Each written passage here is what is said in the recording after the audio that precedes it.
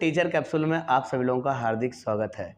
मैं मोहन सोनी यहाँ पर लाया हूँ आप सभी लोगों के लिए एक बहुत गजब का पॉइंट है साथियों।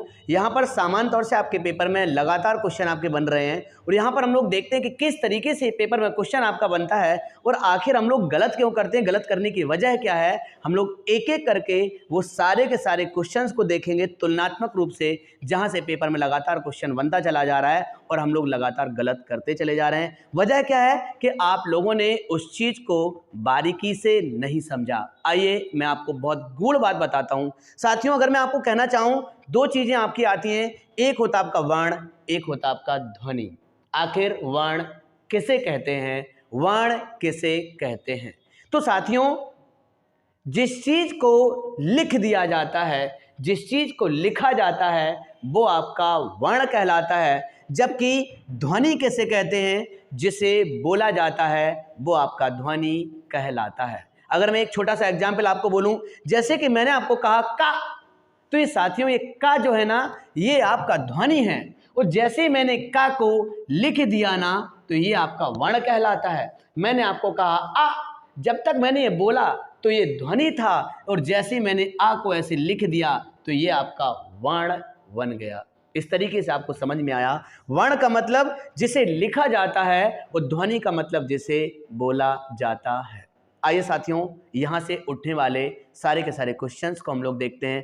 कुल मिला के आपके साथियों 4 प्रकार के क्वेश्चंस बनते हैं। हम लोग बहुत बारीकी से यहाँ पर देखेंगे कि क्या क्या इनके बीच में खूबियाँ हैं, क्या क्या अंतर आपका है। देखते हैं पहला क्वेश्चन। अगर क्वेश्चन में आपका आए भाषा की सबसे छोटी, साथियों चाहे पेपर में सबसे छोटा शब्द लिख के आ सकता है या फिर सबसे छोटा की एक जगह है एक दूसरा शब्द आपका लघुत्तम। क्या हो सकता है? लघुत्तम। तो भाषा की सबसे छोटी इकाई जो होती है ना, भाषा की सबसे छोटी लिखित इकाई अगर आपका पूछा जाए तो भाषा की सबसे छोटी लिखित इकाई आपका होता है वर्ण। क्या होता है साथियों? वर्ण।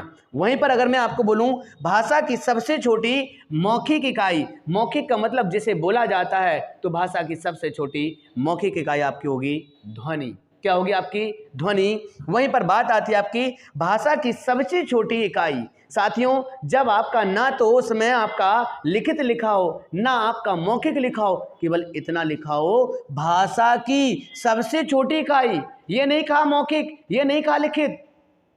और जब विकल्प में वर्ण भी ऑप्शन में हो, जब विकल्प में ध्वनि भी ऑप्शन में हो, ऐसी सिचुएशन में अपन क्या आंसर लेंगे? तो साथियों मैं आपको बता देता हूं, आप खुद से बताइए कि पहले वर्ण आया या पहले ध्वनि, पहले वर्ण आया या पहले ध्वनि। तो मैं आपको कह सकता हूं साथियों पहले ध्वनि, क्योंकि अगर आपको विश्वास नहीं है आप जरा मुझे बताइएगा, आपने अपने छोटे बच्चों को पढ़ाया होगा, आपने उनसे कहा होगा आ से अनार, आ से अनार, तो पहले ध्वनि आया, उसके बाद बच्चे को लिख के बताया आ से अनार। आपने कहा उससे का से कबूतर, तो पहले ध्वनि आई और फिर आपने उसको लिखा का से कबूतर। आशा करते हैं आप समझ पाए होंगे। तो सबसे छोटी इकाई जब इन दोनों में से चुनने की बात आए, जब इन दोनों में से चुनने की बात आए तो आंसर आपका ध्वनि होगा। जब विकल्प में ध्वनि ऑप्शन में ना हो, जब ऑप्शन में ध्वनि ना हो, तब फिर आंसर आपका होगा वर्ण।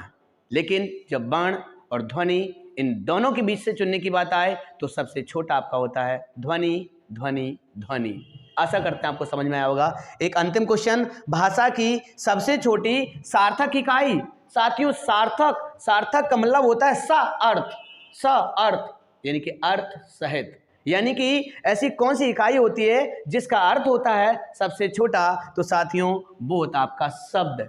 क्या होता है? शब्द। क्योंकि विकल्प में ध्वनि भी होता, विकल्प में वर्ण भी होगा, विकल्प में शब्द भी होगा। तो साथियों ध्वनि का कोई अर्थ नहीं होता। मैंने आपको कहा माँ, क्या अर्थ है इसका? कोई नहीं। मैंने आपको कहा ला, क्या अर्थ है? कोई नहीं। और इसी तरीके से वर्ण का भी कोई अर्थ नहीं होता। मैंने आपको कहा आ, क्या अर्थ है? अर्थ आ का बताइए मतलब मुझे क्या होता है? का क्या अर्थ होता है? कोई अर्थ नहीं।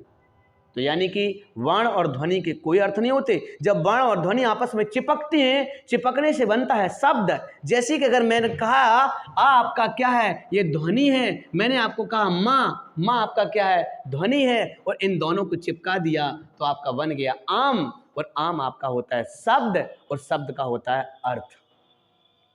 आशा करते हैं आपको समझ में आया होगा। यानी कि सबसे छोटी इकाई सार्थक, आपका आंसर होगा आपका शब्द। भाषा की सबसे छोटी लिखित इकाई लिखित आंसर होगा वर्ण। भाषा की सबसे छोटी मौखिक इकाई आंसर होगा आपका ध्वनि। और जब कुछ न लिखा हो, भाषा की सबसे छोटी इकाई, विकल्प में वर्ण भी हो, विकल्प में ध्वनि भी हो, तो आंसर आपका होगा ध्वनि।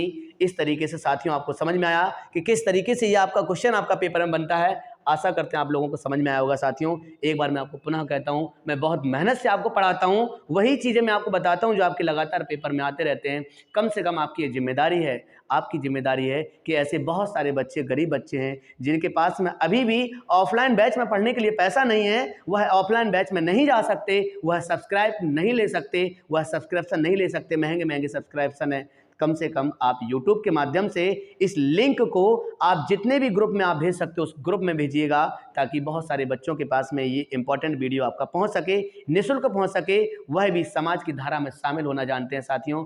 और आपको वीडियो कैसा लगा आप लोग कमेंट करके जरूर बताइए। वीडियो को लाइक करना आप लोग ना भूलें, क्योंकि यही लाइक जो होता है ना, मुझे मोटिवेट करता है और मुझे पता चलता है कि मैंने जो मेहनत करी आप लोगों के लिए सार्थक है। आशा करते हैं साथियों आपको समझ में आया होगा। ठीक है साथियों, जय हिंद, जय भारत।